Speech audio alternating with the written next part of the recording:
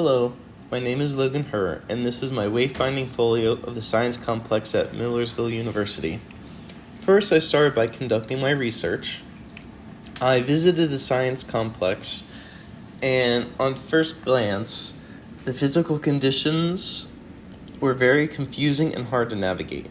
The building is huge. It's almost 150,000 square feet, and it's two separate buildings split into one, Roddy and Caputo Hall, and there are several different departments in each hall. The lighting is very dim, and in some areas it didn't look like it was kept after very well. The signage was even worse. Some signs were hard to read because the colors blended together with the surrounding. Some were handmade, and some were even absent or in the wrong place. My proposed navigational plan is to assign a color code to each individual hall. Green will be assigned to Caputo Hall, and blue will be assigned to Roddy Hall. I chose these colors specifically because they are good choices for colorblind people. Even if a person is red-green colorblind, they can still differentiate between the between the blue and a grayish color, or likewise for blue-yellow colorblindness. In accordance to ADA compliance, the current signs in the building were about 60 inches off the floor, but I would be moving my signs closer to 50 inches, as that is the sight line for many disabled people. The average user data per year.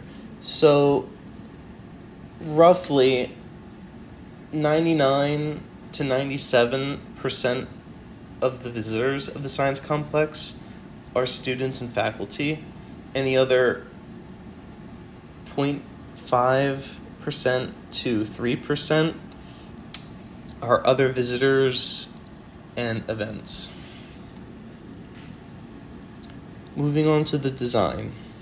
For my branding, so as I mentioned before, the green is for Caputo and blue is for Roddy.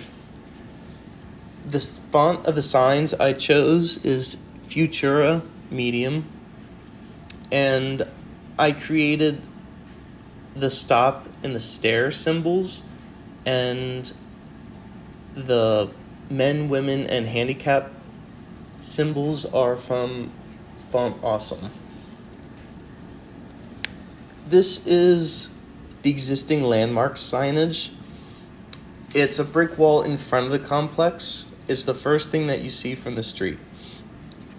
And currently it is just a brick wall with letters on it, and they're not even straight, and some of them appear to be a different font than the others. What I propose is to make one sign grayscale so that it sticks out from the surroundings, and Science Complex is highlighted so you can clearly see it, as well as each individual hall or house, and of course the donors that the complex is named after. It will be 76 inches by 30 inches. The existing major identification signage. Above the doorways of the entrances and each of the departments, there are the names of the wings or buildings, and as you can see, they blend in and are very hard to read. I propose on the outdoor entrances a grayscale sign that is 72 by 24 inches, and each sign will be specialized for the department or major entrances. So The biology wing will be labeled biology, and it will be green since it is in the Caputo Hall, and so on with the other departments. Existing minor identification signage. This is a classroom sign, and this is the proposed minor identification sign. So each sign will be color-coded to which building it's in. They'll be flush mounted on the wall, 50 inches from the ground, and 12 inches left of the door. The dimensions are 8 by 8 inches, and each sign will have a raised braille so that sight impaired people can still find their way around. Existing minor identification signage of a bathroom. These will be 8 by 6 inches in dimensions, 50 inches from the ground, and 12 inches left of the door, flush mounted on the wall. Depending on the building, they will be color-coded and continued. We have the stairs, elevator, and do not enter, as well as they will be 6 by 8 inches in the dimensions, 50 inches from the ground, and 12 inches left of the door, flush mounted on the wall. Existing directional restroom signage, and as you see, this will also be color-coded depending on which building it's in. The dimensions are 12 inches by 6 inches, flush mounted on the wall. Existing directional restroom signage. Proposed directional signage.